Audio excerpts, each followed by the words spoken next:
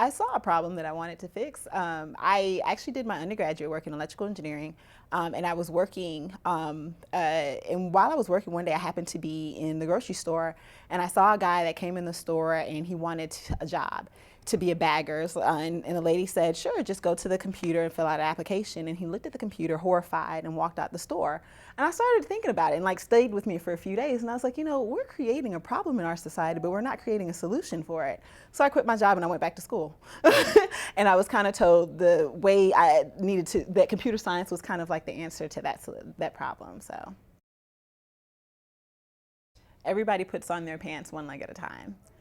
Growing up, I had a lot of anxiety issues, and so I was kind of afraid of people, and things kind of made me nervous. And so I was told, you know, when it all comes down to it, everyone puts on their pants one leg at a time. No one's different from you in any regard, so no need to fear.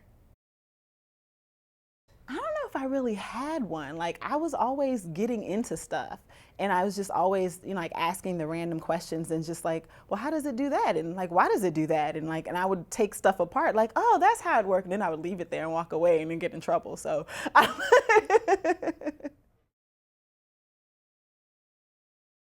that I get to be an investigator. So it's almost like those old Carmen Sandiego games where like you're kind of given clues and then you have to go on this like mystery hunt. And so as a researcher, I'm always kind of on this hunt, and it's like, well, and looking at these different pieces and how they kind of come together to paint this bigger picture. So I'm always kind of investigating and kind of looking at how things fit together and realizing that how everything's kind of intertwined. And so how all these pieces kind of come together to make something cool. Asking questions. Just always, you know, the obvious things are like, you know, patience and like persistence, but the questions, the fact that that's what drives you.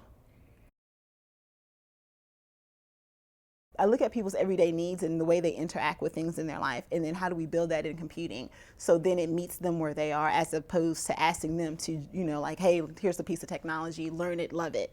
But more so here, it's already embedded in your life and you already think this way, you already use it. I'm just putting it in a different medium. I would have to say my advisor.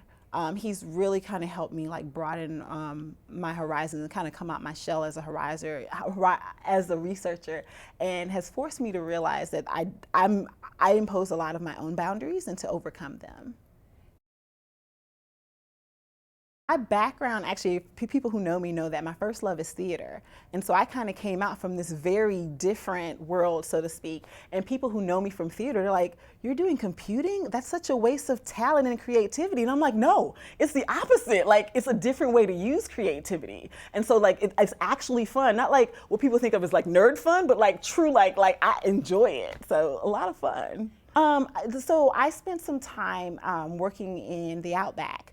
And so I was living with an Aboriginal community and looking at how they do some of their everyday things and thinking, I can design something for that. And so it's like, you know, you go back and it's like, okay, they do this, but here we can program this and create that. And it's like, oh my gosh, that's the coolest experience. And so just looking at like everyday life and how, you know, you just do things that you think are just natural. And it's like, oh my gosh, we can create a program that makes this better and it adds this on. And so it's just different ways. It's just a lot of fun.